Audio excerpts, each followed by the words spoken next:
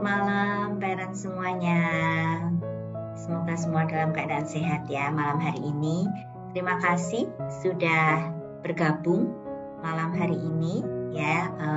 Long weekend malam ini kita menyempatkan diri untuk bersama-sama berkumpul di sini, belajar bareng SOP ya, belajar bareng School of Parenting.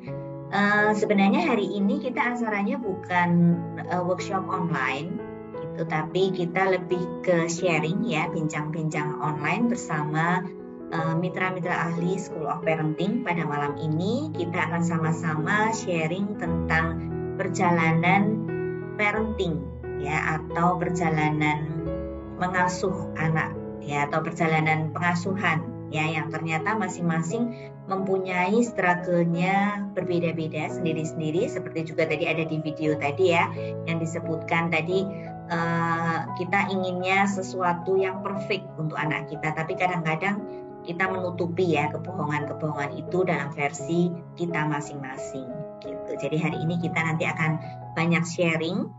Silahkan persiapkan masing-masing ceritanya ya, bagaimana sih struggle-nya untuk dalam hal parenting, bagaimana sih struggle-nya, susahnya menjadi parents gitu ya, atau bukan susahnya ya, tapi tantangannya tuh apa sih sebenarnya gitu yang ingin kita ketahui. Oke, malam hari ini kita bincang-bincang bersama dengan mitra ahli School of Parenting. Saya akan perkenalkan dulu ya satu-satu. Mungkin untuk para member School of Parenting sudah tidak asing dengan wajah-wajah mereka, wajah-wajah beliau ya. Oke, saya perkenalkan dulu Ibu Tuti Septiarsi untuk profilnya nih. Nah ini Ibu Tuti, pasti sudah kenal ya, nanti boleh say hi. Oke, ya Bu Tuti ini sudah sering ya. Nah ini kangen, ada yang kangen sama Bu Tuti dan Bu Anggi. Oke, tampaknya sudah pada kenal ya. Oke, boleh silakan Bu Tuti, say hi. Hai parents, saya mau bilang mom, tadi saya lihat ada yang bapak-bapak ya, jadi saya ngomongnya parents aja. Selamat malam parents. Yang belum menikah, saya deg-degan ini. Siap-siap untuk calon orang tua nih Bu Tuti. Gitu. Jadi kita siap berbagi. Nah, yang satunya ada Bu Anggi. Halo Bu Anggi. Malam. Halo, selamat malam. Kita belajar bersama ya Bu Lucy ya. Sama-sama. Oke, nanti ditunggu sharing-sharingnya Bu Anggi. Kalau untuk yang para members juga sudah terbiasa ya dengan wajah Bu Anggi. Oke. Oh, mantas. Oke, bisa banyak chatnya. Oke, salam untuk Bu Tuti dan Bu Anggi. Oke, terima kasih. Terima kasih juga Bu Tuti, Bu Anggi sudah hadir di sini. Semoga nanti kita bisa sharing bersama dan memberikan insight, belajar bareng ya tentang parenting. Kalau ternyata parenting itu penuh dinamika ya. Parenting itu ternyata cukup struggling, seperti banyak juga testimoni dari banyak parents juga di sini, ternyata tidak semudah itu Ferguson gitu ya parenting itu. Oke. Pertama-tama saya ingin bacakan dulu nih, ada sebuah surat ya, kalau ini boleh kakak moderator boleh dibantu. Nah, saya ingin membacakan sebuah surat dari seorang anak gitu ya. Nah, karena saya ini dulunya juga guru, jadi saya tahu biasanya kalau ngajarin anak-anak tulis surat ke ibunya gitu ya, misalnya dalam rangka hari ibu, ayo dong kamu tulis tuh kayak ada template-nya gitu ya. Coba kamu buat tulisan seperti apa sih ibu gitu. Nah kemudian rata-rata tulisannya seperti ini nih. Ya, I think my mom is great. Ya, aku pikir ibuku itu great ya, luar biasa. I love you mom. She is nice to me, she takes me places, and she loves me, gitu ya. Seperti tadi yang di anaknya tulis surat gitu untuk ayahnya. She teaches me new things and she tucks me in every night. Menidurkan aku setiap malam, and she reads to us. I think my mom is awesome. Terus untuk gampangnya, PS, this is also about that, gitu ya. Jadi dia tulisnya supaya cepat.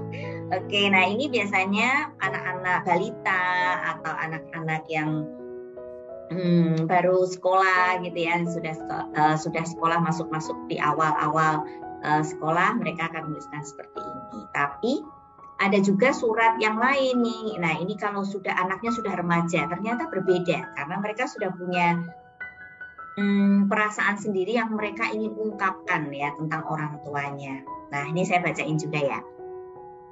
Surat untuk kedua orang tuaku, ini dari seorang remaja. Aslinya dalam bahasa Inggris, tapi kemudian saya terjemahkan aja ya untuk bahasa Indonesia.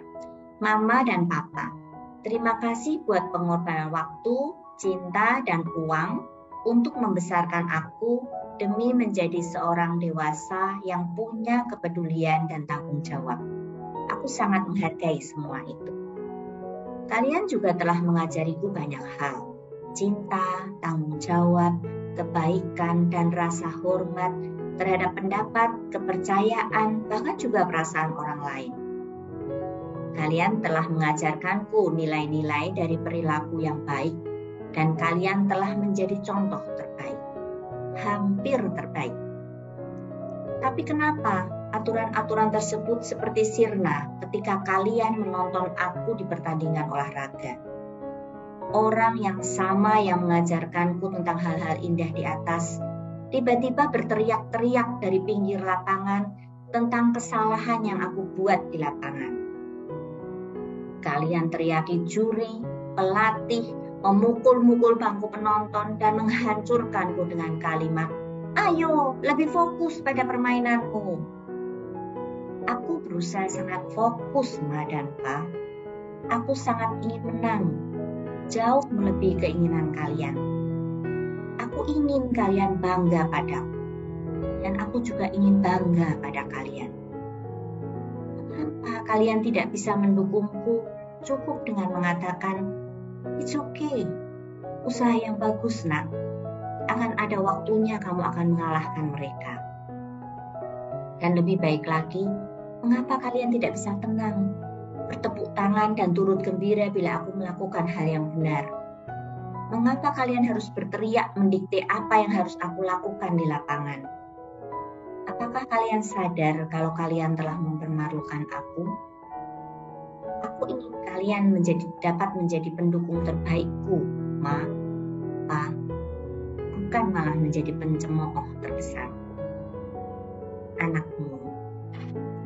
Surat yang berbeda yang didapatkan dari seorang anak yang tadi masih balita, yang ini sudah remaja, dia punya ekspektasi yang ternyata berbeda, gitu ya.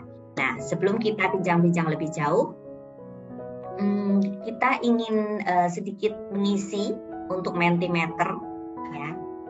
Semoga semua bisa ya untuk masuk ke dalam ini Mentimeter. Mungkin kakak moderator boleh dibagi link Mentimeternya.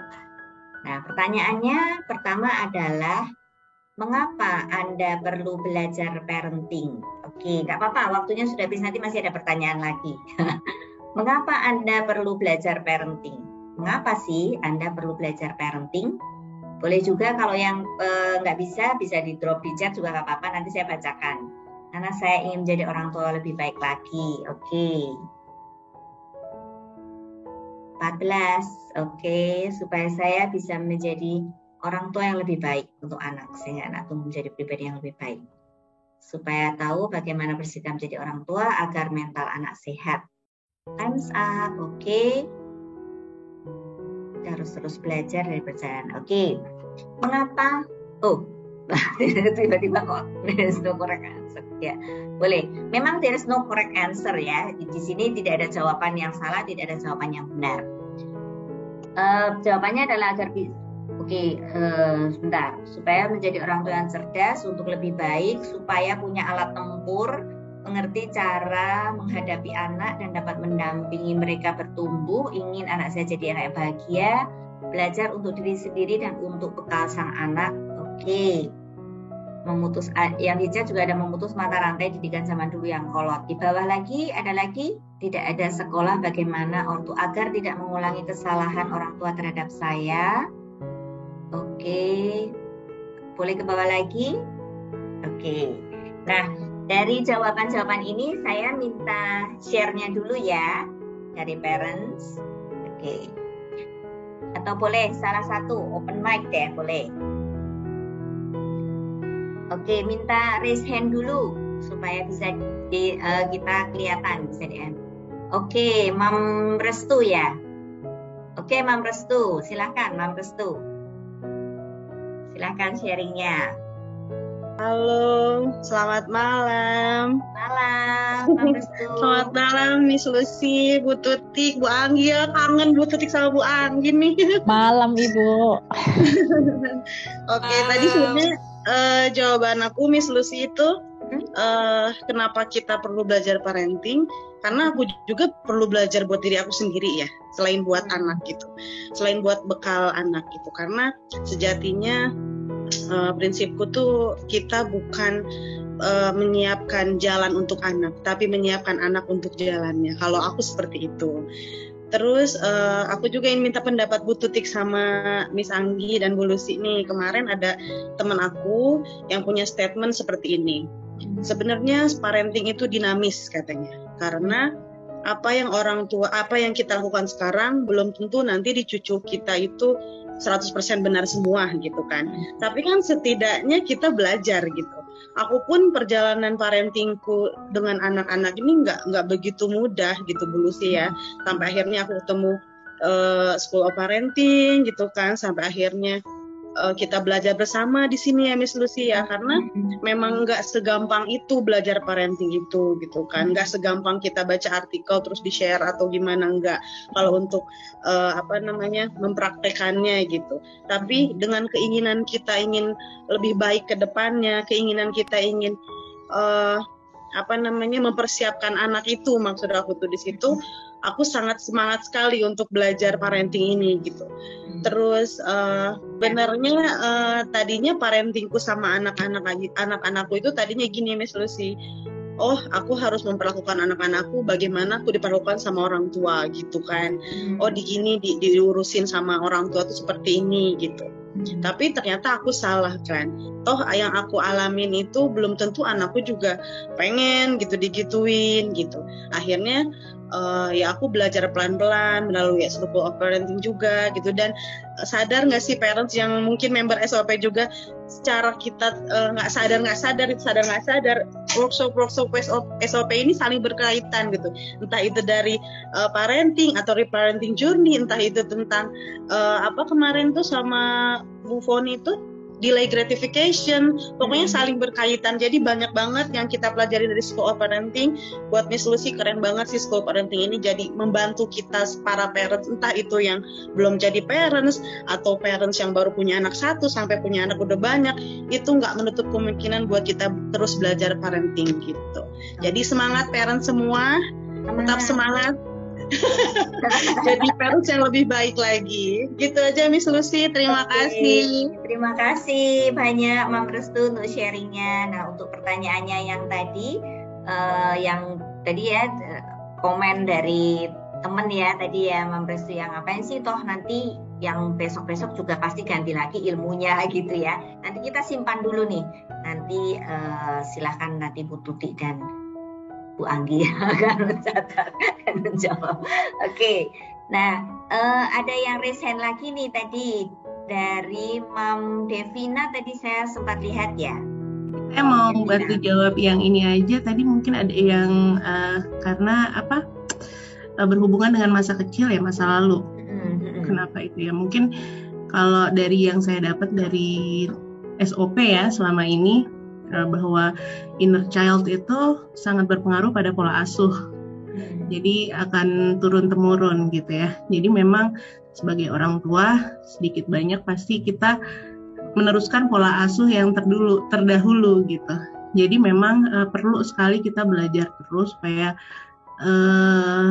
kita tuh nggak buta gitu ya. Ya sama dengan belajar lainnya. Akan lebih baik kan kalau kita tahu teorinya, sudut pandang dari psikolog yang sifatnya lebih keilmuan gitu ya. Jadi kita mampu untuk kalau belajar parenting kita jadi tahu gitu sebenarnya problem kita tuh letaknya di mana sih gitu.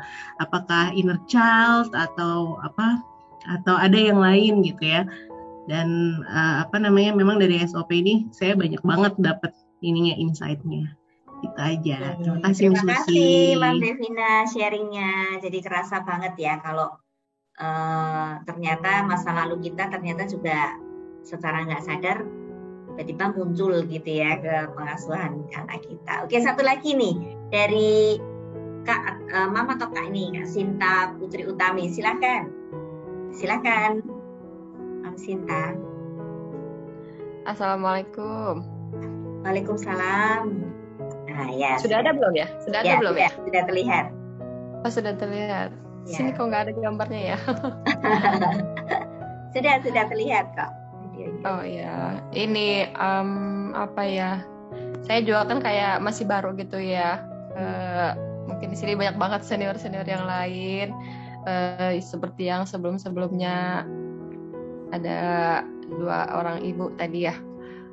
Jadi kalau yang saya rasakan itu bedanya setelah jadi orang tua itu kayak perbedaan asuh suami sama saya itu jadi yang menjadi kendala untuk mendidik anak-anak gitu loh Bu. Kalau saya sendiri kan kayak misalkan ingin sekali mendidik anak lebih baik. Maksudnya dalam hal kayak menahan amarah atau mengajarkan anak solusi seperti ini gitu. Kayak kesulitan gitu loh Bu. Makanya kayak perlu belajar banget parenting. Dalam sisi lain mendidik anak tapi juga bekerja sama dengan suami gitu. Itu yang perlu mencari jalan keluarnya. Mudah-mudahan ketemu di lewat Zoom ini gitu. Ya, oke, tantangannya ya itu ya Mam Sinta ya. Oke, terima kasih untuk sharingnya. Oke, karena ini sepertinya masih banyak yang raise hand, kita tunggu dulu ya.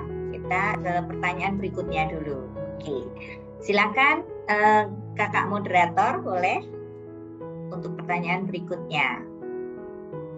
Oke, kita tunggu ya.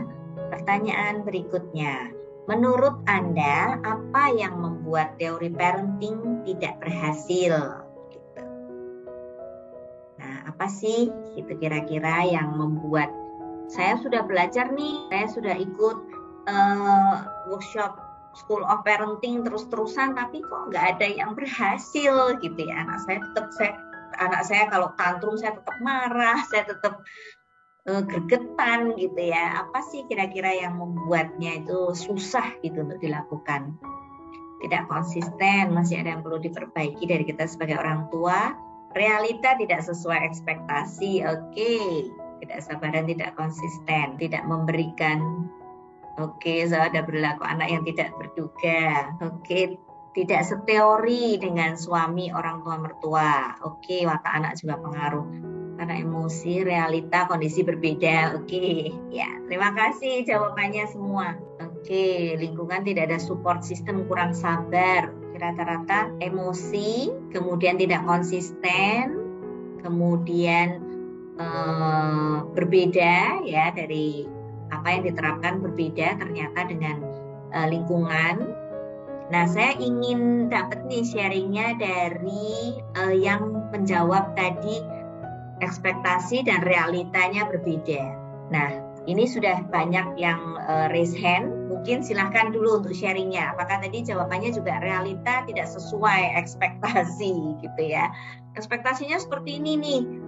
Kalau belajar parenting ini A, B, C, D, E ternyata tidak sesuai nih realitanya seperti ini gitu ya. Realitanya jauh panggang dari api. Gitu. Silahkan coba sharingnya untuk Mam Indriandri. Silahkan. Boleh open mic? Ya.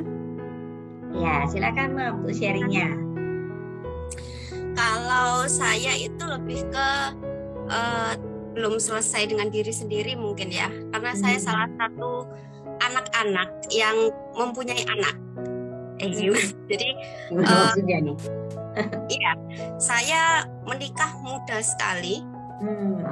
Usia 18 tahun, saya 19 tahun sudah punya anak. Suami 20 tahun. Jadi merasa belum selesai gitu. Apalagi di keluarga saya itu cenderung patriarkis, jadi tidak mengedepankan pendidikan untuk anak perempuan. Jadi misalkan kayak adik saya kan laki-laki, jadi saya itu lebih dikesampingkan dalam hal pendidikan, dalam nikah aja kayak gitu. Jadi saya ini pengen sekali mengubah pola pengasuhan dari orang tua saya agar nggak berulang seperti yang saya alami. Oke, terima kasih sharingnya, Mam. Oke, berarti tentang diri sendiri ya, maka itu belum selesai dengan diri sendiri, itu yang membuat teori parenting tidak berhasil ya selama ini ya. Oke, berikutnya mungkin sharing selanjutnya, kita tampung dulu ceritanya. Silahkan sharing selanjutnya dari Mam Marianti Oktaviani. Oke, boleh di-unmute? Ya, oke, silakan, Mam. Ya, kalau saya mungkin ini ya, sudah belum ya ini? Sudah. Ya, kalau dari saya mungkin lebih ke ini faktor lingkungan. Jadi pada saat saya sudah punya teori seperti ini, saya sudah berusaha untuk menerapkan ke anak-anak, tapi kadangkala lingkungan itu mungkin pola asuhnya berbeda. Di sini pun lingkungannya tipikalnya lebih keras gitu, Bun. Jadi kadang saya ke anak itu lebih ke saya ajak ngobrol, diskusi dan sebagainya untuk sebuah aturan. Tiba-tiba nanti lingkungan saya, kok gini dengan model yang membentak, menakut-nakuti dan sebagainya seperti itu. Kalau menurut saya kenapa salah satu yang bikin model saya itu terganggu atau tidak berhasil, kebanyakan dari faktor lingkungan seperti itu. Oke. Jadi sudah mencoba keras, ternyata tidak mendapat dukungan gitu ya istilahnya ya. Bukan dari anggota keluarga sendiri, tapi memang kan modelnya seperti itu, model komunikasi di lingkungan rumah saya kayak gitu biasanya sih. Oke, terima kasih Mam sharingnya. Oke, ini kita tampung juga dulu untuk ceritanya. Nanti kita diskusikan lebih lanjut. Satu lagi, terakhir ya, ini dari Mam Faisa. Sepertinya dari tadi belum ada date-nya ini yang sharing. Boleh juga kalau date ada yang mau sharing ya, silahkan raise hand. Karena parenting ini kesulitannya pastinya juga tidak hanya dari Mam ya, tapi date juga pasti mengalami kesulitan, strugglingnya berbeda tentang parenting ini. Oke, silakan Mam Faisa. Terima kasih Bu Lucy. Sebenarnya saya ini belum memiliki keturunan ya Bu, cuman suka aja belajar tentang parenting dan sharing ke teman-teman yang udah punya anak gitu. Yang saya pelajari itu dari mereka bilang kenapa ya susah banget, kayaknya udah dikasih teorinya gampang dari saya gitu, misalnya saya udah sharing, kenapa nggak berhasil. Ternyata saya tetap mengulangi pola kesalahan, bukan kesalahan ya, pola asuh orang tua yang dulu yang menurutnya ya harusnya nggak diulangi. Ya karena tadi itu sama seperti yang jawaban pertama, kita belum menyelesaikan itu gitu, belum menerima bahwa itu tuh dulu pola asuh yang mungkin kurang benar, kita belum memaafkan. Jadi begitu ada pemantik, otomatis alam bawah sadar kita itu, begini loh cara merespon. Kalau anak nangis itu responnya dicubit, itu kayaknya katanya secara otomatis gitu Bu. Jadi kalau menurut saya sih memang harus ada healing dulu ya dari orang tuanya untuk menerima bahwa kejadian-kejadian dulu harus dimaafkan dulu, biar itu bukan cuma sekedar teori kalau menurut saya gitu. Itu dulu sih. Oke, terima kasih sharingnya Mam Faisa. Oke, setuju sekali ya sebenarnya ini banyak sekali juga yang sharing perihal hal ini gitu ya. Apa yang membuat teori parenting itu tidak berhasil, kadang-kadang kita sudah meniatkan dengan sungguh-sungguh gitu, saya akan menerapkan ini, saya akan lebih sabar, saya akan tersenyum gitu ya pada hari ini, tapi ternyata gagal total gitu ya. Terlebih kalau seperti tadi, ternyata suami atau mertua atau dari ibu sendiri ternyata pola pengasuhannya sangat berbeda. Itu bisa membuat semakin runyam sepertinya gitu ya. Oke, nah sekarang kita terima kasih kakak moderator untuk sharingnya. Oke, kita akan masuk sekarang dalam diskusi ya, bincang-bincang. Silahkan parents, karena ini kita akan bincang-bincang santai. Silahkan kalau mau drop pertanyaan juga, atau nantinya kalau ada yang menyentil gitu boleh ditanyakan langsung di kolom chat dulu atau raise hand gitu ya. Nanti kita akan diskus sama-sama. Oke, nah ini sekarang Bu Tutik dan Bu Anggi nih menanggapi ini tadi ya, Bu Tutik dan Bu Anggi, itu begitu banyaknya informasi dari belajar parenting gitu ya. Sebenarnya sebelum kita masuk ke dalam strugglingnya tadi masing-masing, sebenarnya bagaimana sih caranya itu kita tahu ya, kita tuh harus mulai dari mana dulu nih gitu. Jadi apakah saya harus mulai dari belajar sabar dulu, atau saya mulai dari mana dulu nih ini? Kayaknya kan banyak banget ya, banyak artikel di YouTube lah, di artikel di Instagram itu juga berseliweran gitu. Saya harus mulai dari mana dan mana yang harus saya praktekkan. Boleh, silakan. Mungkin dari Bu Tuti dulu, silakan Bu Tuti. Harusnya dari Bu Anggi ini. Oke, terima kasih Miss Lucy. Ya. Nanti mungkin bapaknya bisa ada yang ikut turun rembuk ya. Tadi soalnya para yang komen masih para mama ya, para ibu. Ya. Kalau parenting dimulai dari mana? Dimulai dari hati. Ya, parenting itu dimulai dari hati, karena semuanya memang kembali lagi ke hati. Nah, sebenarnya kalau kita bicara parenting itu kan nggak ada standarnya ya, Miss Lucia. Ya kan Bu Anggi ya, nggak ada standarnya. Apa yang saya terima, saya lakukan belum tentu cocok dengan Miss Lucy. Belum tentu juga cocok dengan Bu Anggi. Parenting Barat belum tentu cocok dengan parenting gaya Indonesia, kan begitu kan. Kalau dimulai dari mana, bagi saya selalu dimulai dari hati, karena anak itu kan buah hati ya. Anak itu buah hati, jadi gunakanlah hati. Kalau dibilang saya ini menggunakan hati, kalau menggunakan hati nggak ada yang namanya dicubit, itu nggak menggunakan hati. Kalau dengan hati tidak ada yelling ya, membentak, itu tidak ada. Kalau itu terjadi berarti hatinya nih masih tertutup kabut. Makanya kalau di parenting itu yang saya bilang adalah before you parent your child, parent yourself first gitu kan. Sebelum menjadi orang tua bagi anak kita, kamu udah jadi orang tua bagi dirimu belum gitu. Kamu masih suka nangis nggak? Kalau kamu suka nangis, masih meminta istilahnya air matanya masih perlu diseka oleh orang lain nggak, kan begitu kan gitu. Atau kamu masih butuh pelukan dari orang lain nggak? Kalau misalnya orang lain nggak ada, bisa nggak kamu memeluk dirimu sendiri? Nah itu lebih ke situnya dulu sih ya. Benar aja beberapa para parent mengatakan bahwa banyak yang belum selesai dari kita. Bersyukurlah kita yang tahu ada yang belum selesai dengan kita. Mostly paling banyak adalah saya salah apa? Saya nggak salah apa-apa. Pokoknya saya nggak mau ya. Saya salah apa gitu kan? Saya lakukan ini yang terbaik buat anak saya. Itu masih banyak banget yang seperti itu.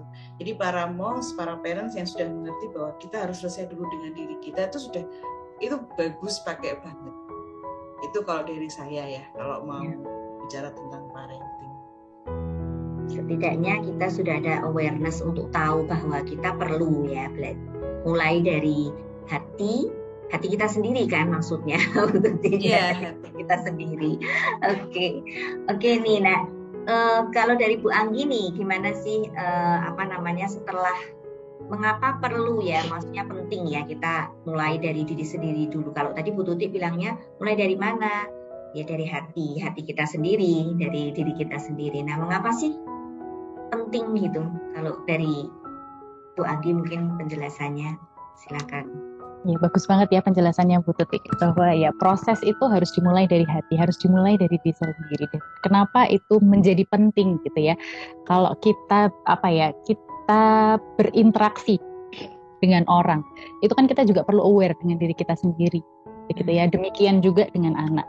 Dan kita perlu sadar gitu bahwa ya anak itu adalah cerminan diri kita. Kan kalau tadi Bu Tutik bilang, kok anakku nggak mau denger ya? Kok anakku nggak mau nurut apa yang aku bilang? Sekarang kita lihat dulu, kita sebagai orang tua mendengar nggak apa yang anak bilang? Kita memberikan apresiasi nggak dengan apa yang menjadi keluhan dia? Itu dulu.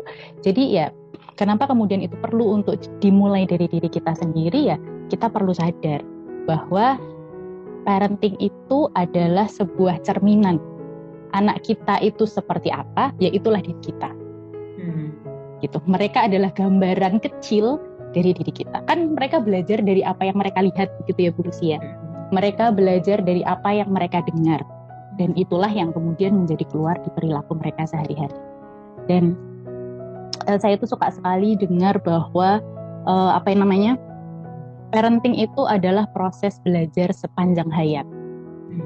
Gitu. Jadi kalau tadi Bu Tuti bilang, oh iya mungkin ini nggak akan belum tentu cocok untuk orang yang satu dengan orang yang lain. Kita punya anak 2 aja berbeda ya, penerapannya pun pasti berbeda gitu.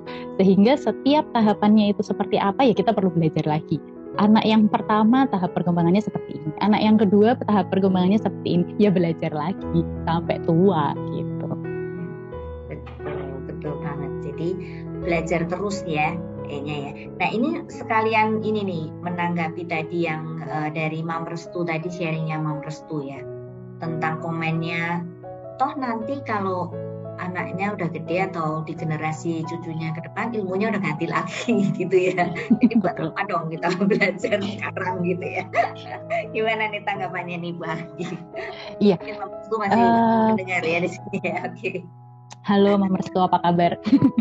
Jadi ya itu tadi ya Bu, awareness itu kemudian menjadi penting. Sekarang mana yang lebih baik ketika kita nggak tahu sama sekali, kita masa bodoh sama sekali, kita jalan nih di hutan, kita nggak punya alat untuk persiapan. Tadi ada yang bilang ya itu buat alat tempur gitu ya, nggak punya sama sekali. Atau kita paling tidak kita punya 1, 2, 3, tapi dalam prosesnya kita belajar. Sehingga kalau nggak pas, ya itu kemudian yang diperbaiki. Oh ternyata kalau anakku dibenerin pakai yang ini atau diasuh dengan cara pengasuhan seperti ini ternyata nggak cocok. Dicoba lagi dengan cara yang seperti ini nggak cocok. Oh ternyata cocoknya yang ini setelah dicoba berkali-kali. Kan sebenarnya proses parenting itu sama seperti anak belajar eksperimen gitu ya. Kita akan mencoba mana sih yang paling sesuai. Kita dituntut untuk bisa peka, untuk bisa tahu sebenarnya apa sih yang melatar belakangi perilaku anak kita.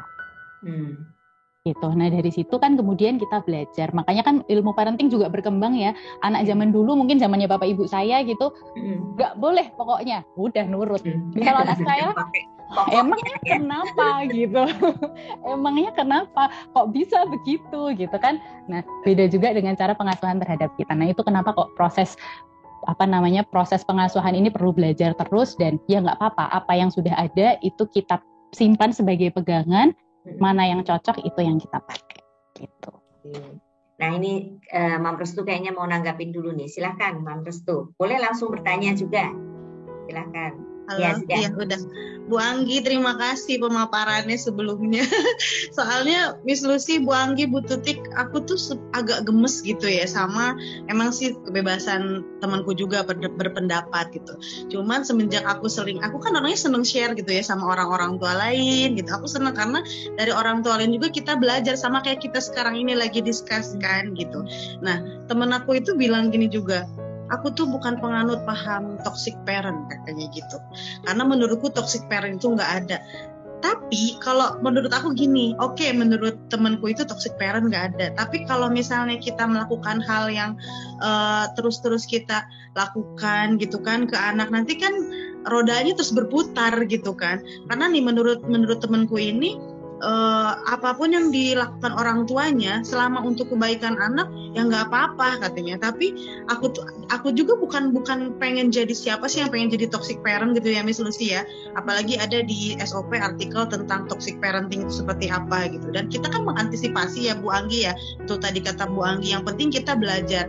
Tapi yang kata pemahaman temanku ini cukup mengganggu aku tuh, kayak seolah-olah aku belajar parenting ini kenapa musuh paling bisa gitu, padahal bukan itu gitu.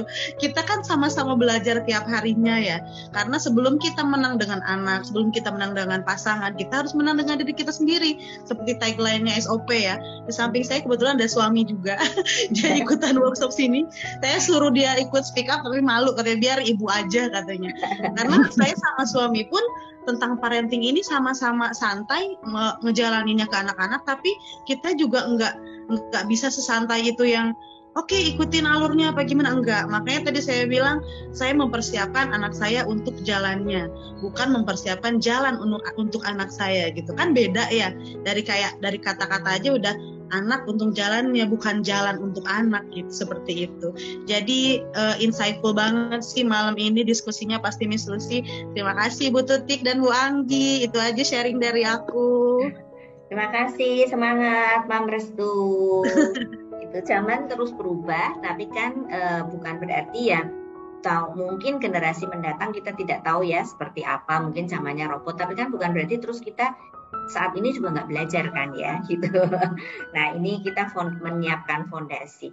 Oke, tadi ada yang raise hand ya, sepertinya Mam Yusnia kalau nggak salah. Oke, nah ini sebelum Mam Yusnia, sebelum ada sharing lagi, saya bacakan dulu yang dari chat ya, Bu Tutik dan Bu Anggi, kita akan tanggapin dulu. Dari Mam Haur, ini Mam atau Dad ya, Haura. Sekarang yang menjadi tantangan adalah bagaimana cara mendidik anak dalam lingkungan yang cara pendidikannya sangat bertolak belakang dengan apa yang sudah kita tanamkan selama ini. Sementara anak bertanya, kenapa aku tidak boleh dan kenapa dia boleh di depan banyak orang, di depan orang-orang yang cara mendidiknya berbeda dengan kita. Contoh simpelnya, makan harus duduk, nah si anak protes, kenapa aku harus duduk? Sementara temannya kok boleh makan sambil berdiri bahkan jalan, dan ngomongnya di depan teman dan orang tua temannya gitu. Oh, oke. Mungkin dari Mam Haura mau open mic supaya lebih jelas.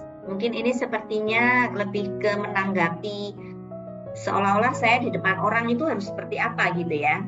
Apakah harus tetap strict sama rules-nya atau bagaimana ini? Bagaimana nanti anaknya ini? Silakan boleh dari Bu Tuti. Oke. Kalau dari pertanyaan itu saya bisa membayangkan, saya waktu pertanyaan itu muncul, saya flashback ke masa kecil saya gitu ya, ketika ada di suatu momen saya makan bareng sama keluarga di sebuah rumah makan, di seberang itu ada keluarga lain, anaknya jalan-jalan tuh sambil diikutin sama mamanya, disuap sambil jalan, sedangkan saya duduk di situ kan. Satu hal yang saya juga tanya hal yang sama, kenapa kok itu boleh jalan-jalan makannya sambil main-main ayunan di depan, kok aku nggak boleh gitu ya? Jawaban mama saya adalah karena mamanya berbeda.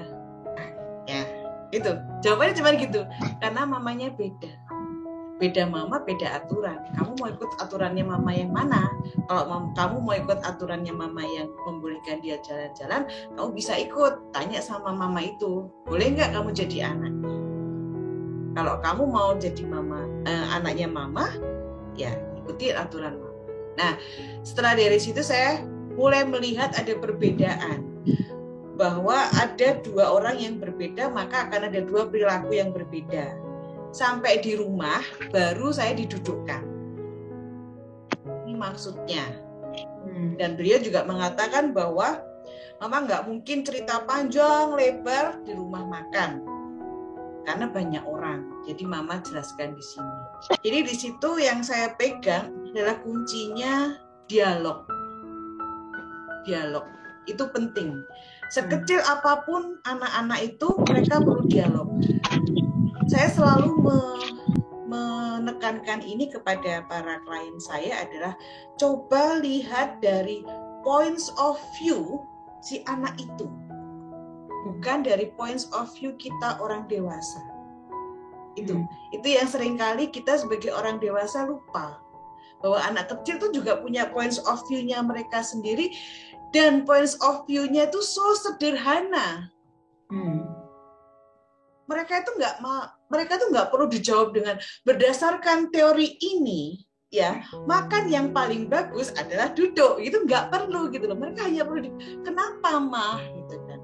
Ya, berikan jawaban simpel sederhana yang bisa dipahami anak, gitu ya. Ya udah, jangan nanti aja gitu. Kamu kalau nggak mau duduk ya ikut orang itu aja. Nah, dengan ada seperti itu kan anak jadi ngerasa, bisa jadi dia bisa berpikir bahwa bertanya itu salah. Bertanya itu salah karena responnya nggak bagus. Terus yang kedua, gantung. Kok nggak dapet jawaban ya, gitu ya? Nggak dapet jawaban. Itu yang perlu. Memang kalau kita bicara tentang empati ya. Praktek paling gampang adalah mempraktekkan dengan anak kita sendiri. Bagaimana kita menggunakan sudut pandangnya dia, menempatkan diri kita. Kalau boleh flashback, kalau kita jadi anak kecil, apa yang kita inginkan? Ketika kita bertanya, apa yang kita inginkan? Gitu. Itu yang sebagai pengingat kembali, supaya nanti ketika kita menjawab pun juga lebih bijak. Gitu sih. Oke, thank you Bu Tuti. Semoga menjawab ya tadi ya Mam Haura ya. Nah ini sudah open cam. Boleh tanggapannya Mam Haura? Ya, silakan. Ya, terima kasih. Terima kasih penjelasannya untuk Bu Tuti. Memang kendala saya sebagai orang tua baru selama ini ya, untuk sementara waktu kita tinggal di kampung yang sebelumnya kita merantau, jadi tentu ada perbedaan yang lumayan drastis dengan lingkungan sekitar. Dan sebenarnya masalahnya adalah bagaimana kita menjelaskan ke anak tanpa saya khawatir kalau menyinggung orang tua lain.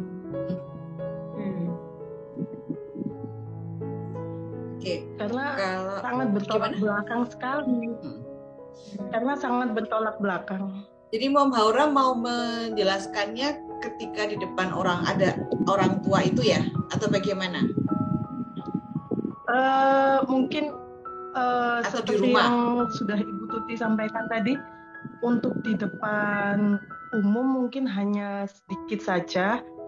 Kemudian nanti setelah di belakang baru kita ajak ngobrol. Tapi ketika anak itu di depan umum kan dia protes gitu. Kenapa gitu? Ada satu tips sederhana yang bisa dilakukan. Let's say namanya kita panggil adik lah ya. Adik, boleh nggak mama atau ibu atau bunda jawab ini nanti di rumah? Soalnya nggak bisa jawab sekarang nih, banyak orang. Nanti adik nggak dengar, bunda juga ada keperluan lain. Tapi jangan lupa sampai di rumah dijawab. Seringkali kalau di rumah kita anaknya nggak nanya lagi, kita nggak jawab gitu. Itu yang akan membekas sekali. Kok aku digantung ya, di ghosting sendiri sama ibuku gitu. Kalau memang tempatnya nggak memungkinkan, boleh nggak ya adik? Kalau mama jawab di rumah. Kalau memang tidak bisa sama sekali, anak itu tetap memaksa, mau nggak mau memang anaknya kita bawa ke tempat yang agak sepi untuk dijelaskan. Karena beberapa anak memang ngeyel ya. Apa mama ya? Apa ma nggak mau sekarang. Itu mau nggak mau kita bawa ke tempat yang agak sepi untuk dijelaskan. Nggak perlu malu, Mom Haura, nggak perlu malu ya. Orang lain itu ya begitulah gitu, nggak perlu malu, orang kan Mom Haura nggak ngapa-ngapain. Gitu. Iya. Terima kasih banyak. Terima kasih Mom Haura sharingnya. Satu juga yang insight-nya ya dari Bu Tuti, betul sih katanya, saya juga mengalami ya, kalau salah satu modal pembelajaran parenting itu mungkin juga tadi Mam Restu juga sama ya ininya ya. Itu kadang-kadang juga terkait mental ya. mental kita sebagai orang tua itu loh. Jadi kita belajar, kita tahu harusnya seperti ini. Tapi orang lain yang nggak tahu tuh jadi seolah-olah kita yang salah ya. Kita sama anak kok seperti itu gitu ya. Kok kayak gitu sih, nanti anaknya lembek lah. Anak kok nggak dimarahin gitu misalnya. Anak kok nggak dimarahin, nanti anaknya lembek, nanti anaknya manja. Jadi seolah-olah kita yang salah. Memang salah satunya kalau mau kita menerapkan ilmu parenting, atau memang kita sudah tahu yang seharusnya seperti ini, tapi di lingkungan yang belum tahu, nah itu memang butuh mental ya sepertinya ya, itu juga salah satu modal. Nah itu semangat Mam Haura. Kalau apa yang kita benar merasa yakin this is the best untuk anak kita, itu diteguhkan mentalnya. Itu memang ya itu salah satu tips sih dari saya. Oke, terima kasih. Ini ada Mam Devina yang raise hand. Boleh mau menanggapin atau ada sharing Mam Devina, silakan. Oke, mau sharing dikit berkaitan sama tadi ya Mam Haura, Mam Restu sama Bu Tuti ya. Jadi saya punya teman satunya sangat ini banget sama ilmu-ilmu parenting tuh, bersemangat banget gitu ya. Kalau dia bisa bayar yang sampai berapa juta juga nggak apa-apa gitu. Nah, satunya lagi malah kayaknya anti parenting gitu, anti ilmu parenting. Jadi dia tuh nggak bisa, jadi udah saya ajakin atau nggak apa-apa deh dengerin sebentar aja, pasti ada ilmu baru yang kita pelajari gitu. Dia tuh nggak bisa, yang tahu anak kita tuh cuman kita gitu. Nah, saya merasa bahwa ini pasti akan ada perbedaannya gitu, walaupun mungkin nggak kerasa sekarang ya, maksudnya kedepannya pasti ada dampaknya gitu. Saya juga cenderung kalau ke anak suka jelasinnya itu ke depannya, kayak misalnya suruh beres-beres, ya pasti saya bilangnya ayo beres-beres, harus belajar rapi dari sekarang gitu, karena nanti biar kalau udah hidup sendiri itu udah nggak berat lagi gitu. Nah, kalau menurut Bu Tuti nih penjelasan seperti itu untuk anak umur di bawah 10 tahun itu kejauhan nggak sih Bu gitu? Dan benar nggak sih, kalau menurut saya pasti nanti apa yang pola asuh itu mungkin kalau anak-anak sekarang kan nggak kelihatan tuh, anak-anak ya tetap anak-anak gitu, tapi nanti kedepannya semakin besar akan ada dampaknya itu, cara orang tua menerapkan pola asuh gitu. Oke, silakan. Sebenarnya gini Mom Devina ya, kalau misalnya mau belajar selama anak itu sudah bisa beraktivitas sendiri, bisa beraktivitas, yang membedakan bagaimana cara kita menginformasikan itu kan bahasanya, Mom Devina.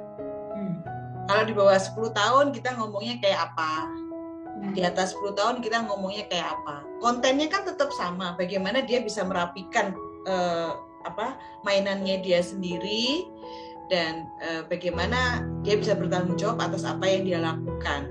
Itu malah dari kecil, terutama itu loh. Kalau orang zaman sekarang, ayo tidy up gitu kan. Anak 3 tahun aja udah tahu tidy up kayak gitu. Itu bagus banget, nggak masalah. Bahkan saya di umur TK itu sudah diminta untuk tanggung jawab sama barangnya sendiri gitu Pak. Bukan. Tempat tidur saya itu susun begini ya, tempat tidur saya susun ya. At least saya yang di atas kakak saya di bawah. At least saya diminta untuk memasukkan tempat tidur itu ketika saya bangun. Udah itu aja waktu TK. Dan saya juga pernah ingat betul, saya TK itu Mom Devina, dari TK ke rumah saya itu jalan. Tempat minum saya ketinggalan. Mama saya meminta saya kembali.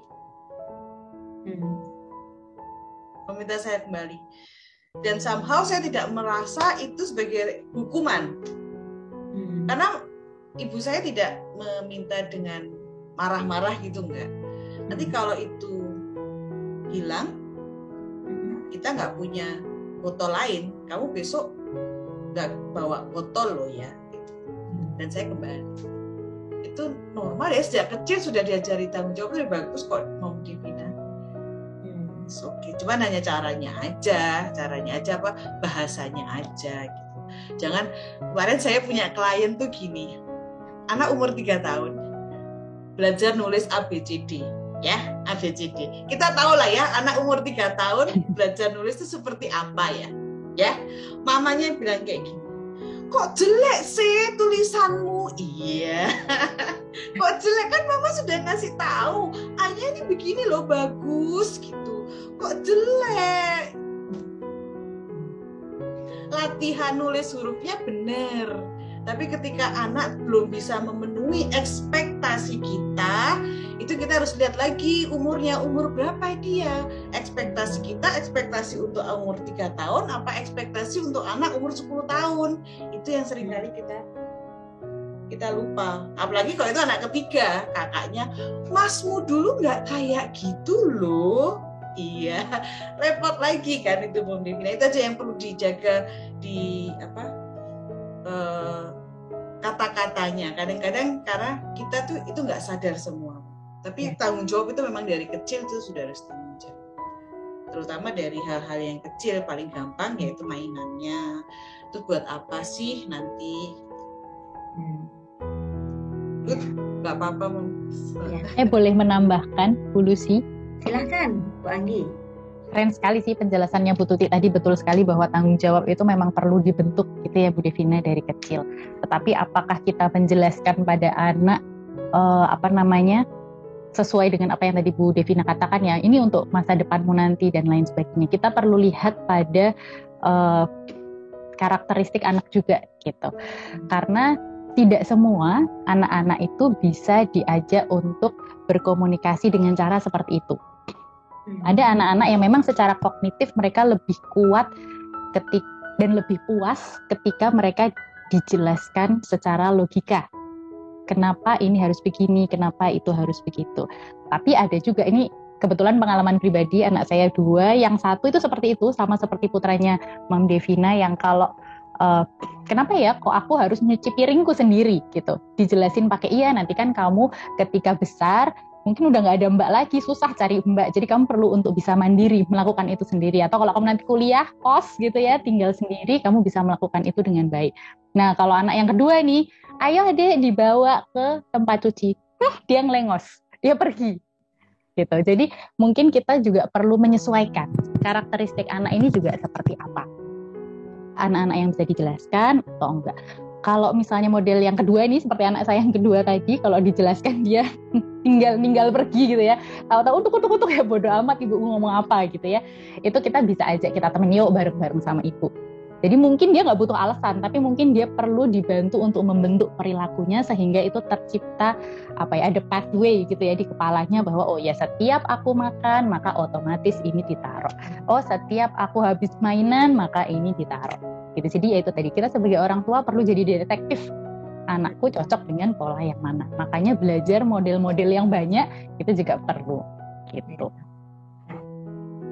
Begitu Mom Devina, kita sesuaikan juga dengan karakter anaknya ya. Nanti kita sudah ngomong panjang lebar, ternyata anaknya tetap gak ngerti gitu ya, kalau dia gak bisa nangkep gitu. Karena kakak adik juga suka beda ya. Iya benar. Setiap anak beda-beda ternyata. Oke, nah ini banyak yang raise hand. Kita beralih ya ke Mamaya Granti. Silakan Mamaya Granti sharingnya sebelum saya masuk ke pertanyaan ini. Oke, Mamaya Granti dulu, silakan. Selamat malam semuanya, Miss Lucy, selamat malam. Mendengar tadi respon yang tentang sharingnya Mom Devina, saya jadi punya pertanyaan. Sebenarnya kalau kita menerapkan pola asuh supaya anak kita belajar tanggung jawab sedari awal dengan memberikan sebanyak mungkin alasan-alasannya logis gitu ya, terutama kalau anaknya tadi yang seperti disampaikan, anaknya tuh kemampuan mengaitkan jawaban orang tua supaya logis tuh lumayan gitu kan. Jadi kan kita, kebetulan anak saya laki-laki umur 4 tahun, dia itu udah nggak bisa dikasih alasan-alasan yang versi anak terlalu kecil gitu. Jadi misalnya dia ingin sesuatu, dia ingin buku, dia ingin mainan, saya bilang kita baru saja beli minggu ini gitu. Memangnya kenapa kita tidak bisa beli setiap minggu? Karena kamu belum main yang itu, dan kadang untuk cara cepatnya saya bilang budget mami itu tidak setiap minggu untuk beli mainan atau buku. Ya, terus dia bilang ya udah mami cari yang paling murah aja. Memangnya kalau mami cari yang paling murah, mami harus beli. Iya, mami beli. Terus mami cari yang misalnya ongkirnya murah atau apa gitu, karena dia itu terus-menerus bertanya kepada saya kan kenapa begitu. Akhirnya dia tahu tentang beli di paling murah di mana, memanfaatkan gratis ongkir dan sebagainya gitu.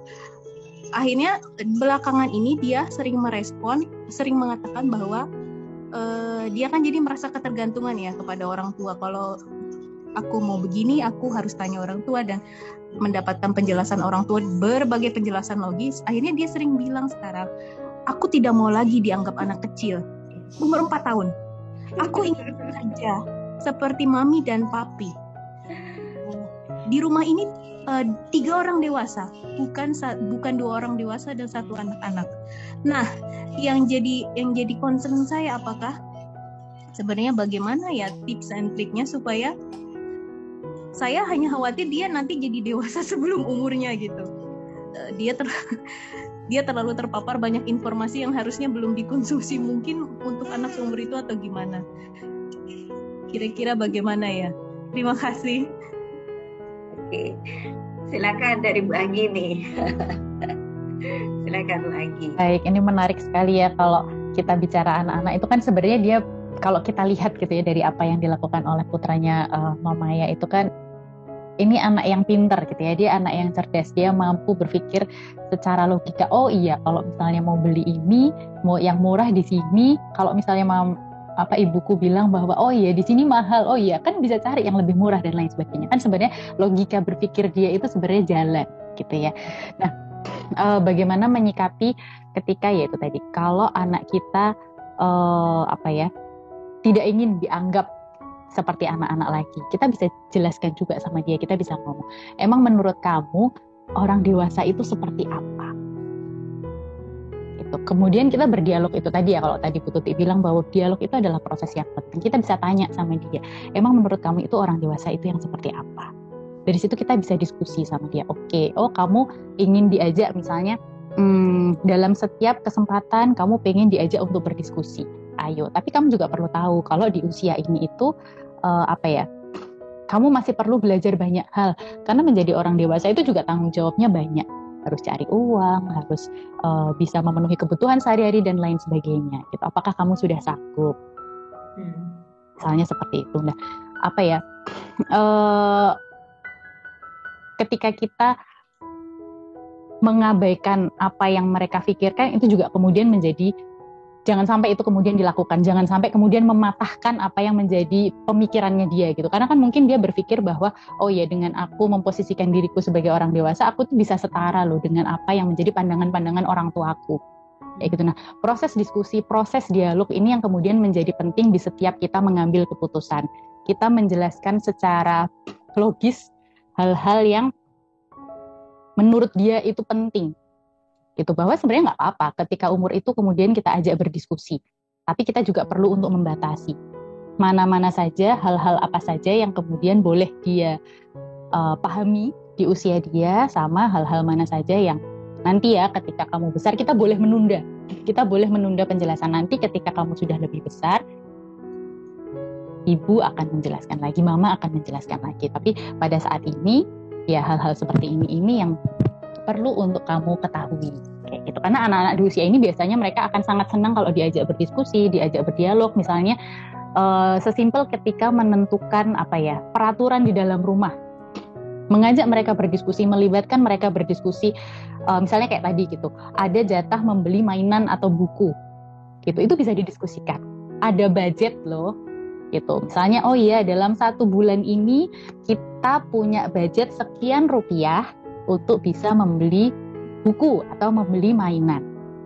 Nah, dengan budget ini kamu mau beli yang seperti apa? Tapi nanti kalau budget ini sudah habis, ya sudah ya, berarti stop. Itu sehingga kan itu juga proses belajar ya buat dia untuk memanage uang, memanage sesuatu gitu. Jadi sebenarnya nggak apa-apa aja dialog sesuai dengan porsi dan kapasitas dia. Mungkin Bu Tuti mau menambahkan? Saya sih mau nanya Bu Anggi, dialog tuh kan penting ya Bu Anggi. Tapi suka nggak sabar ngajak dialog. Karena kan terus nanti kan muncul lagi pertanyaan, kok bisa Ma? Kok bisa Ma? Gitu kan. Ya karena budget tadi kan, apalagi tadi anaknya Mom Maya itu pinter banget ya, nawar ya. Ini orang dewasa ini kadang-kadang kesabarannya lebih pendek daripada si yang nanya ya. Yang nanya itu anak 4 tahun itu bisa loh 2 jam tuh nanya terus. Nah kita nih orang dewasa ini suka gitu.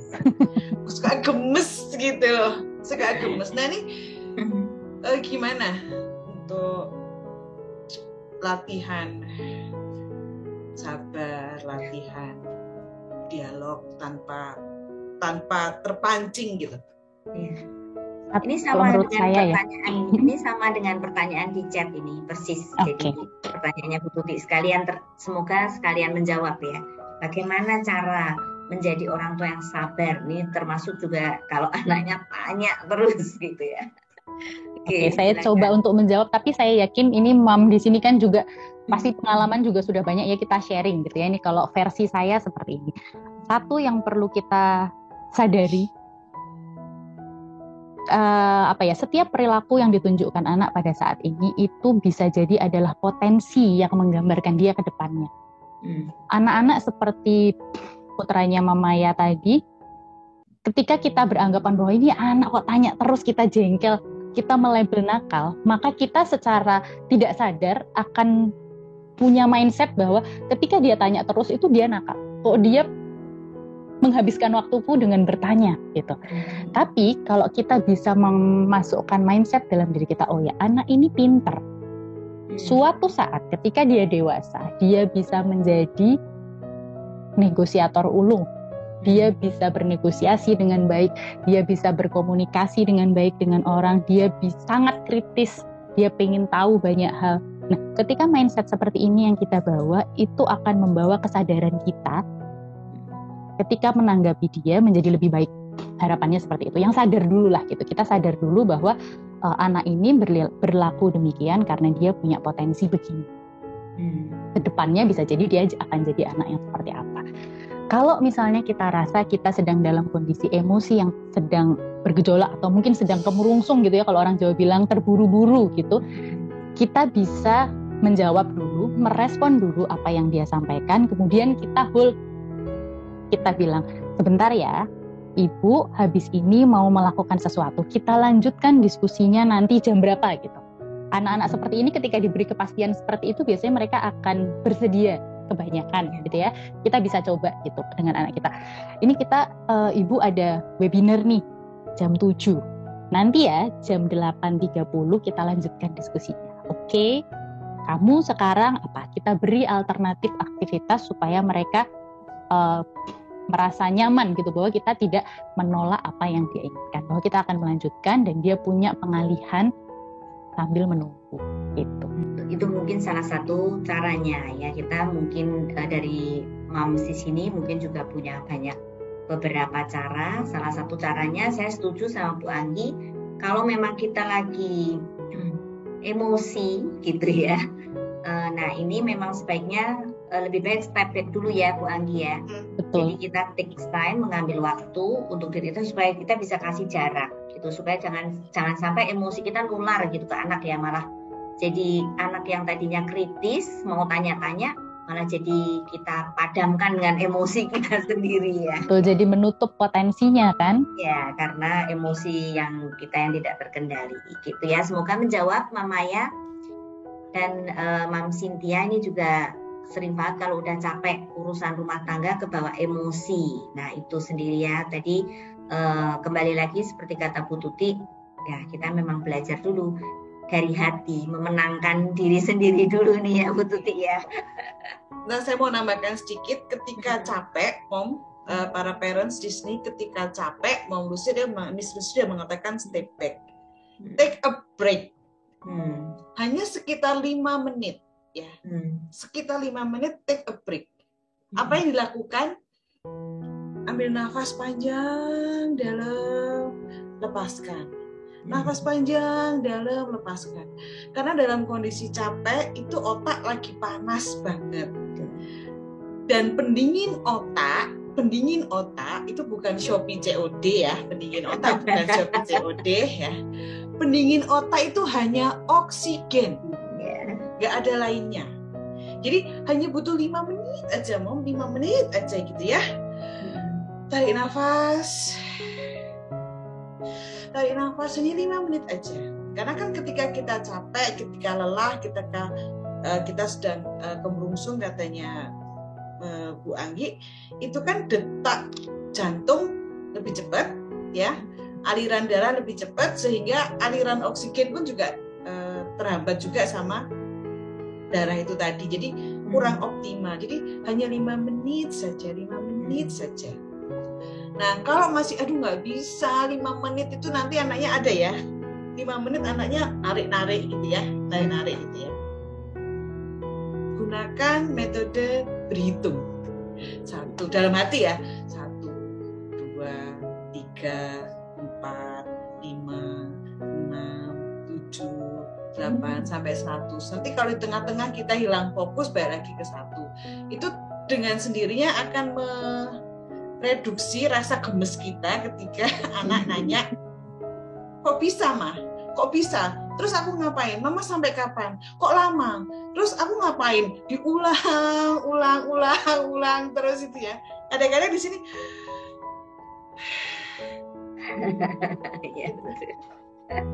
nah, kalau anak tanya, Mama kenapa kok tarik nafas gitu?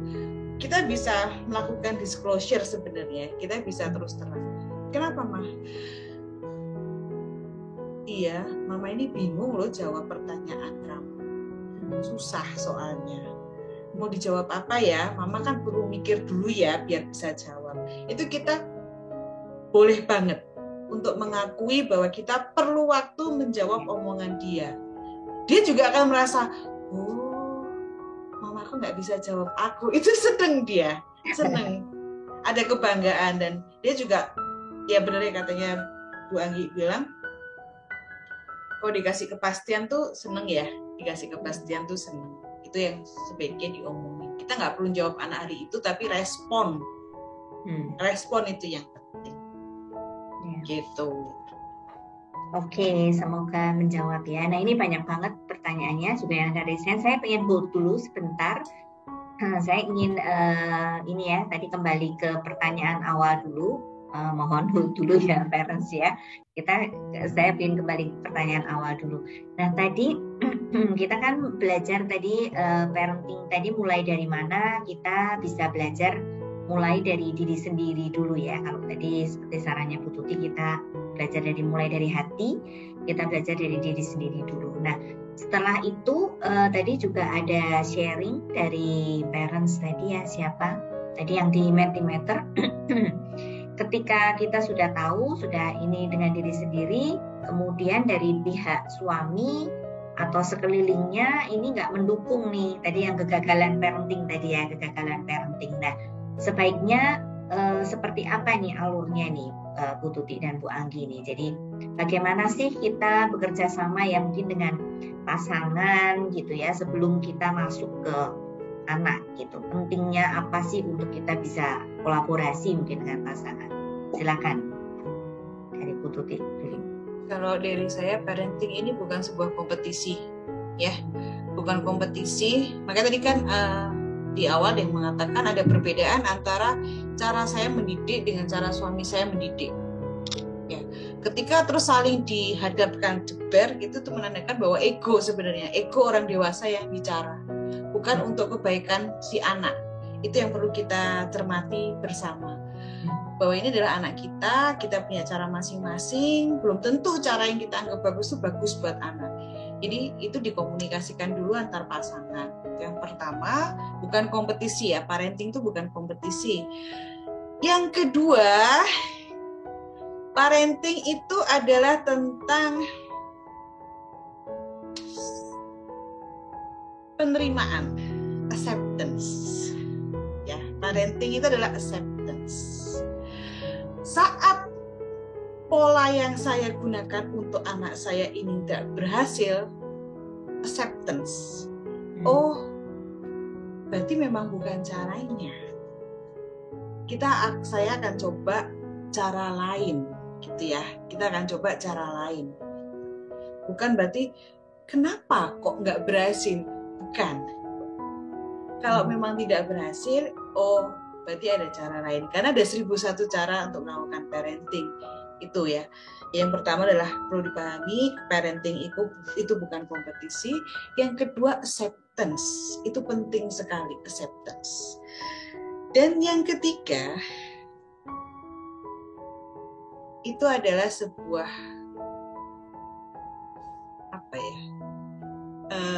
tantangan ya. Hari ini kita berhasil meredakan anak kita yang tantrum ya. Besok belum tentu loh kita bisa meredakan anak kita yang tantrum. Itu yang 3 hal yang menurut saya parenting itu dimulai dari mana, mindset itu tadi. Bukan sebuah kompetisi, perlu adanya acceptance dan pemahaman bahwa parenting itu sebuah tantangan. Itu aja dari saya. Itu. Setuju Bu Tuti. Perjalanan mungkin ya lebih tepatnya ya. Parenting itu perjalanan ya ternyata. Hari ini mungkin bisa berhasil, besok nggak berhasil ya nggak apa-apa gitu ya. Jadi kan perjalanan kan nggak harus selalu mulus ya. Dan saya setuju juga kalau parenting itu bukan kompetisi. Saya masih sering dengar orang tua yang sering bilang, sering tanya ke anaknya, ayo sayang mana, mama atau papa gitu ya. Jadi anaknya suruh milih gitu. Nah ini kayak loh gimana ini ya, anaknya sendiri seolah-olah dihadapkan pada kompetisi antara mama dan papa gitu. Padahal seharusnya bukan begitu ya, Bu Anggi juga ya. Silakan Bu Anggi tanggapannya. Ya setuju sekali sih apa yang disampaikan oleh Bu Tuti. Kalau proses kita parenting bersama pasangan itu kan bukan kompetisi. Kita perlu berpikir bahwa ini adalah sebuah tim. Terus dalam sebuah tim itu kita perlu apa? Kita perlu sinergi. Kita perlu sadar juga bahwa kita bertumbuh dari keluarga yang berbeda, punya kebiasaan yang berbeda. Itu perlu disadari dulu. Kemudian dari situ, yaitu tadi kita perlu membentuk mindset bahwa kita adalah tim. Ibu, bapak, anak itu adalah tim, satu tim. Kita punya tujuan bersama. Kita pengen membentuk keluarga ini itu bertumbuh menjadi seperti apa. Dalam proses ini, lagi-lagi perlu ada dialog, perlu ada kesepakatan antara pasangan. Perlu ada proses untuk, kalau tadi Bu Tuti bilang self disclosure pada anak, pada pasangan pun penting. Kita perlu ngobrol nih antar pasangan, menyampaikan tentang bagaimana pola asuh masing-masing. Aku itu diajari di keluargaku seperti ini, untuk hal-hal seperti ini. Kalau kamu bagaimana? Dia cerita. Terus habis itu kemudian kita satukan. Kalau menurut kamu, bagaimana baiknya kita mendidik anak kita? Cara keluargamu seperti ini, cara keluargaku seperti ini. Jalan tengah yang baik seperti apa? Karena sebenarnya ketika kita sudah masuk dalam hidup rumah tangga, perkawinan, itu kita harusnya lepas dari keluarga kita masing-masing, bukan dalam ikatan orang tua dengan anak, enggak, tapi kita perlu membangun kebiasaan sendiri. Kita perlu membangun pola sendiri. Kalau tadi kebiasaan dan pola belajar masing-masing ini masih dibawa dan egonya besar, nah itu yang kemudian menjadi masalah. Makanya itu tadi perlu ada sinergi, perlu ada kesamaan visi keluarga ini tuh mau berkembang seperti apa. Dalam prosesnya ada gesekan ya wajar. Nggak usah masalah parenting, masalah naruh anduk aja biasanya jadi masalah ya.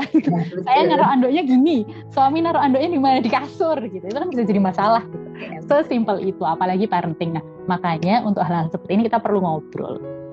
kadang-kadang kan yang tidak terjadi adalah kita tidak mau meluangkan waktu, merasa bahwa ya udah kita ngomong seperti aku tuh pengennya seperti ini,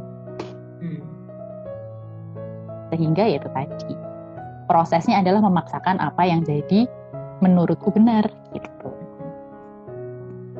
Ya, saya mau nambahkan sedikit, Miss Lucy. Tadi saya tertarik dengan salah satu yang di awal Mom Indri ya kalau nggak salah, yang mengatakan bahwa saya dibesarkan di keluarga patriarki. Itu juga musuh bersama kita, para psikolog, para konselor, para edukator. Dan Miss Lucy juga pasti merasakan sendiri dengan School of Parenting ya. School of Parenting itu sulit sekali untuk bisa memberikan pemahaman bahwa parenting ini adalah ayah dan ibu, gitu kan, ayah dan ibu. Dan banyak sekali kisah-kisah di ruang konsultasi yang mengatakan suami saya nggak mau dibawa ke sini, suami saya nggak mau. Nah, itu memang apa ya? Itu PR dari zaman dulu ya, dari zaman dulu. Makanya kok tadi Mom Restu mengatakan parenting itu dinamis. Ada yang dinamis tapi ada yang tetap sama. Itu perjuangan kita bersama, dan para parents yang ada hadir di sini, bagaimana kita perlu pelan-pelan memberikan pemahaman kepada pasangan kita bahwa ini kita berdua yang bertanggung jawab. Itu dulu yang menjadi concern, karena kalau tidak akan sulit bagi salah satu untuk bisa handle si anak ini. Anak ini akan tetap melihat kok di rumah mama melihat mama itu adalah bad cop ya. Mama marah-marah, terus kalau sama papa happy-happy. Waktu itu kan ada meme ya. Mama ngasih junk food, langsung dihina, satu WA group dihina. Tapi kalau papa yang bawa junk food, papa superhero, kan begitu ya. Itu yang menunjukkan bahwa itu masih PR kita bersama, memberikan edukasi bahwa parenting ini adalah tentang ayah dan ibu. Betul, setuju. Oke, terima kasih Bu Tuti dan Bu Anggi. Ini ada satu sharing lagi dari Mam Widya Stuti. Silakan, boleh di open mic-nya. Ya. Silakan Mam, sharingnya. Selamat malam, Bu Lucy. Selamat malam, Bu Tuti, Bu Anggi. Malam. Ya, maaf ya, ini di sini hujan deras banget. Suaranya jelas nggak ya saya? Suaranya jelas. Jelas. Oh ya, terima kasih. Nah, saya mau bertanya ini Bu, bagaimana saya bersikap dan menemani tumbuh kembang anak saya yang usianya udah nggak lagi anak, sudah remaja dewasa. Usianya 18 tahun. Terus mengingat lagi untuk tantangan saya itu generasi X akhir. Anak saya generasi Z ya. Jadi beda generasi, beda semuanya. Terus terang saya tidak punya role model yang ideal untuk mendidik seorang remaja dewasa, karena saya tidak mendapatkan itu dari keluarga saya, tidak mendapatkan dari orang tua saya. Bagaimana Ibu cara menemani tumbuh kembang anak saya dan bersikap karena ya saya pikir dia sudah hampir sama dengan saya ya, sama-sama dewasa gitu. Ya, terima kasih Bu. Ya, oke, terima kasih Mbak Widya Stuti. Wah, semangat ya, tetap semangat meskipun anaknya udah besar-besar, kita tetap belajar parenting. Sangat apresiasi sekali. Saya terima kasih Mbak Widya Stuti. Silakan mungkin dari Bu Anggi menyampaikan tanggapannya dulu. Baik, terima kasih Bu Widya Stuti atas pertanyaannya. Ya, lagi-lagi ketika kita ingin mendampingi anak, kita perlu belajar lagi. Anak kita ini berada di tahap perkembangan yang mana? Karena di setiap tahap perkembangan itu punya tugas perkembangannya masing-masing. Punya karakter, punya ciri perkembangannya masing-masing. Kita perlu tahu di usia remaja itu sebenarnya apa saja sih yang seringkali muncul di usia mereka. Itu yang kemudian kita pahami. Di usia-usia remaja ini kan kita seringkali merasa bahwa anak ini mulai muncul kemandirian dalam artian merasa bahwa ya mereka sudah lebih banyak ingin berinteraksi dengan peer-nya, sudah merasa dewasa, sudah merasa mampu, sudah merasa bukan anak kecil lagi gitu, sehingga dalam bagaimana kita memperlakukan mereka itu yang kemudian menjadi penting.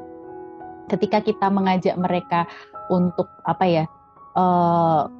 mungkin meminta mereka atau menyuruh mereka melakukan sesuatu, ya kita perlu lihat anak ini bisa enggak kalau misalnya kita suruh mereka dengan cara seperti kita anak-anak kecil dulu. Tentunya enggak gitu ya. Jadi kita juga perlu melihat itu bahwa dalam usia ini berarti anak sudah mulai perlu untuk dilibatkan dalam setiap pengambilan keputusan, ataupun ketika kita dia meminta pendapat kita atau kita meminta pendapat dia, prosesnya juga harus menempatkan diri sebagai partner akhirnya gitu. Ketika mereka diajak ngobrol, ditanya, dipahami, itu biasanya mereka akan jadi lebih terbuka. Tapi kalau misalnya disuruh, nak kamu ini, nak kamu itu, biasanya mereka udah nggak mau.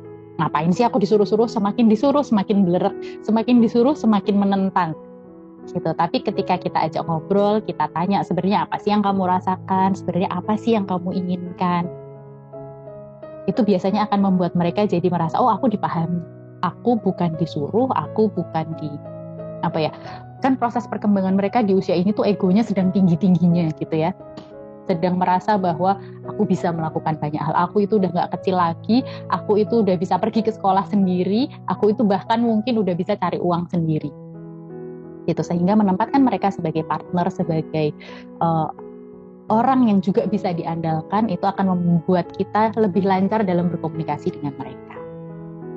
Itu sih kalau menurut saya. Dari Bu Tuti ada tambahan dulu? Ya. Anak remaja itu kalau dari pandangan terlihat sudah besar ya.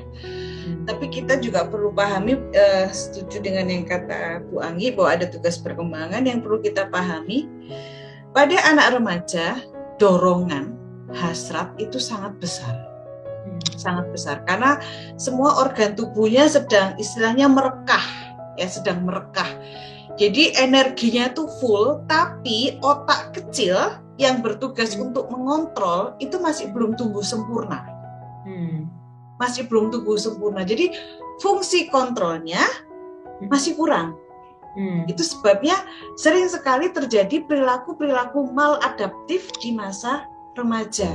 Mulai dari ketergantungan obat, perilaku seks bebas ya, terus suka kayak bikin geng motor, itu ada di remaja. Karena secara hasrat dorongan itu adalah dorongan orang dewasa, tapi fungsi kontrolnya masih fungsi kontrol anak-anak. Jadi bisa kita bayangkan ada konflik antara dorongan dengan kontrol. Keinginannya itu sudah menyamai keinginan orang dewasa, tapi kontrolnya yang tidak ada. Nah, yang bisa dilakukan di anak dewasa itu ada dua sebenarnya. Kita menempatkan diri menjadi teman, ya, atau kita menempatkan diri menjadi sosok yang powerful.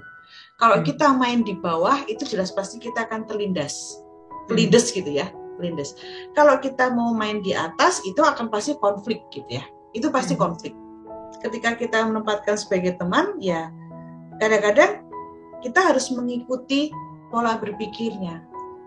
Pola berpikir dalam arti anak remaja itu sangat apa kata teman-temannya, sangat apa kata teman-temannya.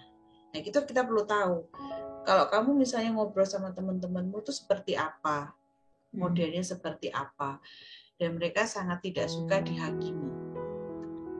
Ya, statement yang mengatakan bahwa kamu tuh loh sudah besar, dikasih tahu kok susah, itu bagi mereka kayak lihat ya, tambah ini aku. Jadi selalu berusaha melakukan opositnya, bertolak belakangnya itu. Saya sudah mencoba mengajak berdialog, tapi sulit gitu ya. Oke, kalau berdialog one on one itu sulit, lakukan dengan surat. Lakukan dengan surat, ditulis. Mama mau ngomong begini, kamu lagi sibuk. Mudah-mudahan kamu baca ya, tolong ya, mama begini. Efektif? Iya, sejauh ini iya. Karena apa? Ketika one on one itu, sometimes anak remaja itu juga mengalami rasa malu loh sama mama papanya itu malu.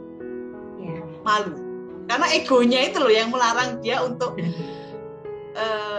ya egonya itu lah, terus malu lah, terus diajak tulis surat. Itu beberapa kasus cukup efektif. Oke. Terima kasih Bu Tuti sharingnya. Semoga membantu ya Bu Widya Stuti, Bang Widya Stuti nanti bisa tulis surat gitu. Oke. Nah, ini karena berhubung waktunya sudah semakin larut nih ya dan banyak pertanyaan, saya ingin masuk ke sini nih. Apa namanya? Karena banyak pertanyaan ya, dan tadi kita Bu Tuti dan Bu Anggi juga sudah menyebutkan kalau setiap parenting, setiap keluarga ini sebenarnya punya struggle-nya sendiri-sendiri ya. Jadi selama apapun mungkin kita mengadakan bincang-bincang atau workshop itu kayaknya nggak bisa menjawab setiap permasalahan berkeluarga gitu ya. Nah karena itu sebenarnya kalau saat ini itu kita sudah tidak tabu lagi ya untuk melakukan konseling ya, atau kalau di School of Parenting kita ada tanya ahli gitu ya. Jadi untuk parents, kalau dulu kan misalnya kalau konseling itu biasanya untuk orang-orang yang kayaknya mereka katanya yang datang ke psikolog itu yang depresi berat lah, yang ini ya, maksudnya yang benar-benar stres gitu ya. Tapi sebenarnya tentang masalah-masalah parenting ini juga ada baiknya dikonsultasikan ke para ahlinya ya. Di School of Parenting kita juga ada tanya ahli. Jadi silahkan, ada Bu Tuti juga dan ada Bu Anggi, silahkan bertanya karena masalah parenting ini juga pelik seperti tadi yang banyak di-sharingkan di sini. Ada yang saya merasa menjadi parents untuk suami. Nah itu juga sesuatu masalah yang mungkin kita tidak bisa diskusikan bersama karena tentu penanganannya berbeda-beda gitu. Nah saya mungkin ingin mungkin dari sharingnya Bu Tuti dan Bu Anggi mungkin bisa dijelaskan juga untuk para parents ya di sini. Sebenarnya kalau proses konsultasi mungkin untuk banyak parents yang belum pernah berkonsultasi, sebenarnya seperti apa sih kalau proses berkonsultasi ini gitu. Mungkin dari Bu Tuti, silakan Bu Tuti. Apakah dulu pernah ada yang tanya nih, apakah kalau saya konsultasi nanti saya harus tutup mata atau seperti apa gitu? Nah, gimana Bu Tuti? Silakan. Supaya tidak menakutkan gitu, prosesnya apakah menakutkan gitu ya? Silakan. Kalau tanya ahli itu santai aja kok, kayak ngobrol-ngobrol biasa sebenarnya. Kita banyak cerita aja tentang apa yang dialami sehari-hari gitu ya. Terus nanti di situ ngalir aja kok, Miss Lucy, bukan sesuatu yang kayak interogasi, itu bukan. Bener-bener ngalir. Kadang-kadang begini soalnya, seringkali kita tuh bawa masalah itu hanya buahnya, bukan akarnya. Pas ngobrol-ngobrol, loh ternyata bukan ini ya, the real issue-nya itu bukan ini. Nah itu kita perlu pahami bersama. Seringkali yang kita melihat itu sebagai masalah tuh hanya buah saja. Belum bisa sampai ke akarnya. Jadi tidak semenakutkan ruang interogasi kok, nggak akan tanya kamu salah, kamu nggak, santai-santai aja gitu.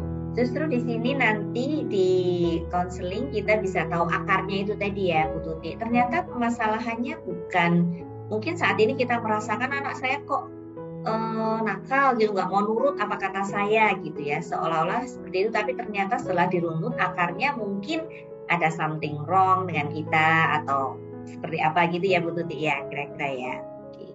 Oke, nah saya ini mau tanya ke Bu Anggi nih, kira-kira butuh berapa lama sih kalau untuk saya konsultasi itu, kalau sampai saya menyelesaikan masalah saya, apakah saya bisa satu kali konseling kemudian saya dijamin gitu masalah saya selesai gitu misalnya? Bu Anggi, silakan. Oke, baik, terima kasih Bu Lucy. Dalam proses konseling itu tidak seperti kita datang ke penjahit ya, kita masukkan, habis itu keluar jadi baju gitu. Karena kita tahu sendiri bahwa proses pembentukan diri kita saat ini itu kan proses yang panjang gitu. Misalnya kita umurnya berapa? 30 tahun. Itu kan berarti kita sudah melalui 30 tahun proses pembentukan diri kita. Gitu. Maka untuk proses kita, ketika kita menyadari ada sesuatu yang salah, maka butuh proses juga, butuh willingness juga dari diri kita untuk mau ikut berproses. Berapa lama proses yang dibutuhkan itu tergantung dari sejauh mana kita mau berkomitmen pada proses konseling atau terapi yang dijalankan. Gitu. Kalau misalnya kita datang, ini kemarin saya sempat ngobrol nih sama Bu Tuti gitu ya. Bu Tuti cerita ada salah satu klien yang dia ingin memperbaiki dirinya, tapi dia sendiri juga bingung gitu. Maksudnya sebenarnya apa yang mau diperbaiki dari diriku, kemudian defense-nya tinggi gitu ya. Kan di sini duduk di depannya Bu Tuti ini mau memperbaiki diriku nih, gitu. Temboknya tinggi. Nah, seberapa tinggi tembok kita, seberapa besar keinginan kita untuk membuka diri, itu yang kemudian menjadi penting. Kadang-kadang ketika kita duduk di meja konsultasi itu kan beberapa, tidak semua gitu ya, ada yang merasa bahwa ketika kita berdiskusi itu kita seakan-akan diserang. Gitu. Nah, itu yang kemudian bisa menjadi menghambat proses konseling. Karena kalau kita merasa diserang kan berarti sebenarnya ada isu dalam diri kita yang belum selesai. Nah, kerelaan diri kita untuk mau mengakui bahwa memang memang ada proses yang masih belum selesai, ada kerelaan dari diri kita untuk kita bersama-sama dengan konselor ini berproses, itu yang kemudian menjadi penting dan akan menentukan seberapa cepat proses ini selesai. Karena tidak ada patokan sebenarnya proses terapi itu berjalan selama berapa sesi. Ada beberapa proses konseling yang mengatakan 8 kali akan selesai, ya belum tentu juga. Gitu. Kalau misalnya dalam proses ini berjalan dia tidak membuka diri, dia tidak mau berproses, ya bisa seumur hidup proses itu tetap jadi gitu kan. Tapi kalau misalnya dia mau berproses, nggak nyampe 8 pertemuan pun itu sudah terjadi. Dan yang banyak juga terjadi itu adalah mindset bahwa ketika kita konseling ke psikolog itu sama seperti kita ke dokter. Kita pusing, dikasih obat, sembuh. Yeah. Itu berbeda. Gitu. Ada proses yang berbeda gitu. Ya, seperti tadi sih saya sampaikan, butuh proses, butuh kerelaan, butuh willingness supaya prosesnya terjadi dengan baik. Karena sebenarnya pada dasarnya psikolog itu bukan bukan instruktur yang memberitahu kamu harus ngapain, atau bukan pelatih yang harus memberikan PR kamu harus ngapain. Gitu. Tetapi psikolog itu adalah fasilitator. Oke, jadi dari kembali dari diri kita sendiri ya, gitu ya. Bagaimana kita mau meniatkan juga untuk kita menjadi pribadi yang lebih baik, membangun keluarga yang lebih baik. Ya, pertama-tama memang kita datang dulu ya ke konselor ya, ke konseling dulu, kemudian kita bisa tahu akar permasalahannya apa. Jadi Bu Tuti dan Bu Anggi ini juga fasilitator ya, membantu kita semua, para parent semua, untuk kita bisa masing-masing menemukan diri kita ya, dan menemukan akar masalahnya untuk kita bisa berproses. Terima kasih banyak Bu Tuti dan Bu Anggi. Kata Mam Putri di sini, tema ini kalau waktunya 6 jam bakal betah sih, waduh ya. Betul ya, sayangnya keterbatasan waktu juga.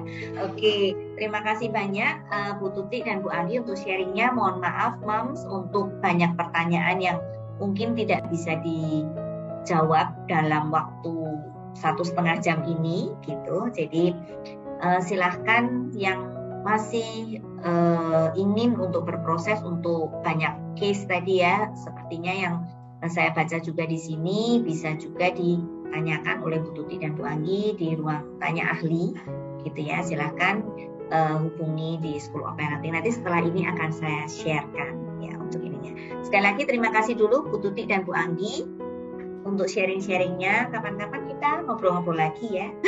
Kayaknya seru.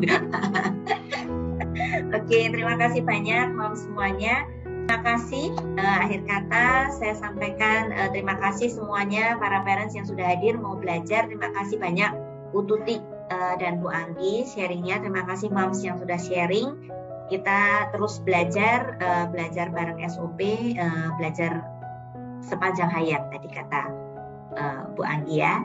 Karena untuk kita yang lebih baik, keluarga yang lebih baik, untuk mencintai lebih baik. Oke, terima kasih semuanya. Selamat malam. Terima kasih. Selamat malam. Terima kasih. Selamat istirahat. Sampai ketemu lagi.